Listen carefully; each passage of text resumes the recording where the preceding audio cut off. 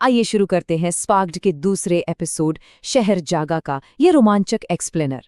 जहां पहले एपिसोड में शक्तियों के मिलने का एक अचरज था, वहीं अब हम देखेंगे कि कैसे वो अचरज अचानक से बेनकाब होने के एक खौफनाक खतरे में बदल जाता है। कहानी की शुरुआत एकदम ठंडे और डरावने तरीके से होती है। सोचिए, घटना को बीते अभी सिर्फ 3 दिन हुए हैं और बाजार में ये अफवाह आग की तरह फैलने लगी है कि उसके हाथों से बिजली निकली थी। ये अफवाह हमारे युवा हीरो के लिए तुरंत खतरे की घंटी है, क्योंकि अब वो इतनी आसानी से छिप नहीं सकता। और आर्यन के अंदर क्या चल रहा है, वो इस सीन में साफ छलकता है। रात के 2 बजे का वो भयानक सपना, जहां वो अनजाने में अपने ही तकिए को आग लगा देता है। ये कोई आम बुरा सपना नहीं है। ये दिखाता है कि आर्यन का अपनी नई शक्तियों पर बिल्कुल भी कंट्रोल नहीं है। तो अब चलते हैं देव की लैब की तरफ, जहां तैयार हो रहा है हमारा स्पार्क प्रोटोकॉल। आर्यन का दोस्त देव अब इस पूरे ऑपरेशन का मास्टरमाइंड बन चुका है। उसने अपने बेडरूम को एक कमांड सेंटर बना लिया है।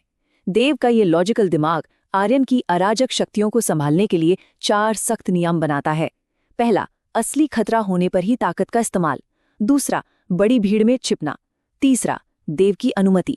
और चौथा, तुरंत गायब हो जाना। ये नियम बिल्कुल नॉन नेगोशिएबल हैं। इन शक्तियों को और गहराई से समझने के लिए हमारी कहानी पहुंचती है एक अंधेरे गोदाम में, गुप्त ट्रेनिंग के लिए। रात के 11 बजे का समय है। उनका प्लान था धातु की एक बाल्टी में सिर्फ एक छोटी सी चिंगारी पैदा करने का, लेकिन होता कुछ और ही है।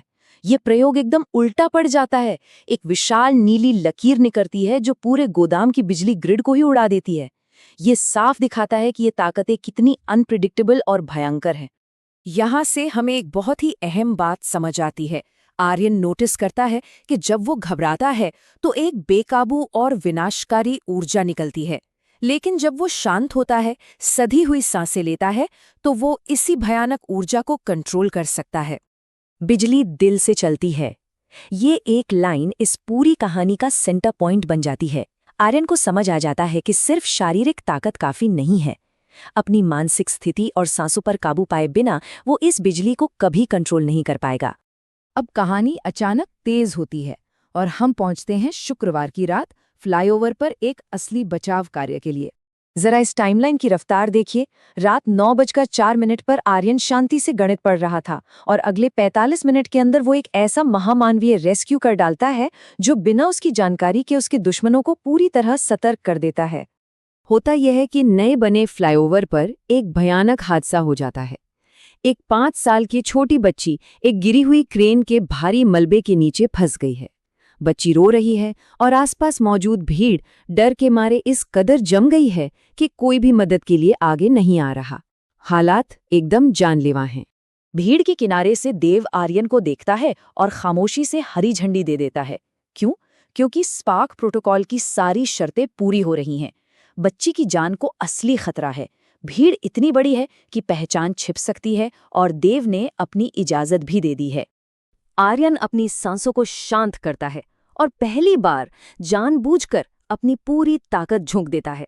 उसकी बाहों से एक चकाचौंध करने वाली नीली सफेद रोशनी निकलती है और वो उस भारी क्रेन को हवा में उठा लेता है, बस इतनी देर के लिए कि बच्ची की मां उसे बाहर खींच सके। ये वाकई एक असाधारण पल है। इस अविश्वसनीय रेस्क्यू के तुरंत बाद आर्यन महसूस करता है हड्डियों को गला देने वाली थकान, पर इसी थकान के बीच एक नया बहुत ही डार्क सवाल जन्म लेता है। क्या बिजली घर में जो हुआ था वो सच में सिर्फ एक हादसा था या इसके पीछे कोई बहुत बड़ी साजिश है?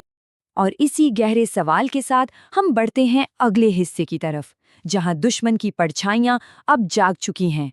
अब तक जो कहानी एक हीरो के रेस्क्यू की लग रही थी, वो एक डरावने रूप में ढल जाती है। घटनास्थल से सिर्फ 2 किलोमीटर दूर एक अंधेरी कार में धूसर रंग की जैकेट पहने एक आदमी बैठा है।